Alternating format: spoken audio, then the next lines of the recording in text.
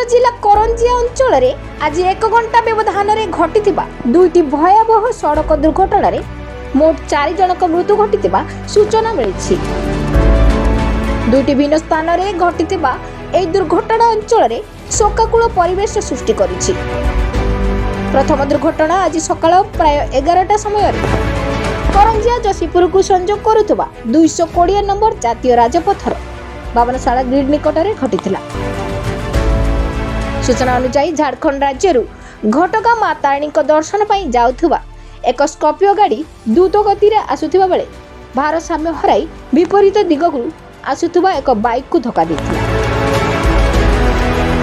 Bike रे स्वामी स्त्री 2 जण जसीपुर थाना अंतर्गत पांठग्राम को जाउथुबा बेले एही दुर्घटना घटिथिला।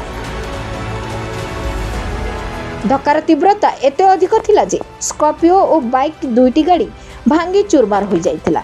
घटना पर गुरुतर आहत अवस्था उभय को करंजिया डाक्तरखाना को निया जाइथिला। सेठरे डाक्तर स्वामी को मृत घोषणा करिथिबा बेले स्त्री चिकित्साधीन अवस्था प्राण हराइथिले। एहा परे प्राय 1 घंटा व्यवधान रे द्वितीय दुर्घटना करंजिया ठाकुरमुंडा को संजोग करुथिबा 53 नंबर जातीय राजपथर कादडिहा जंगल निकटरे घटिथिला।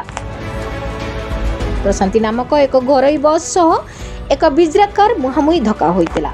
एही दुर्घटना रे कार रे थिबा 3 जनक मध्यरु 2 जनक घटनास्थल रे मृत्यु घटिथिला।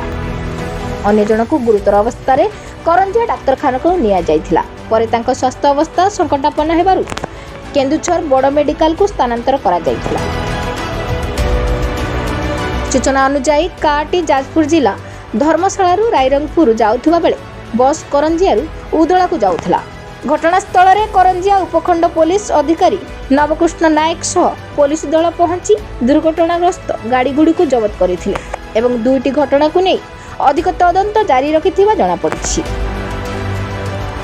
एही दुईटी दुर्घटना करंजिया अंचल में आतंक और शोकर परिवेश सृष्टि करथिबा बेले द्रुतगति और असावधान चालन प्रति पुणी थरे प्रश्न उठाइछि। सड़क सुरक्षा नियम को कड़ाकड़ी भावे पालन करने आवश्यक बोली साधारण रे मत प्रकाश पाइछि। मयूरभंजरू घसीराम बेहेरा रिपोर्ट विकास वार्ता।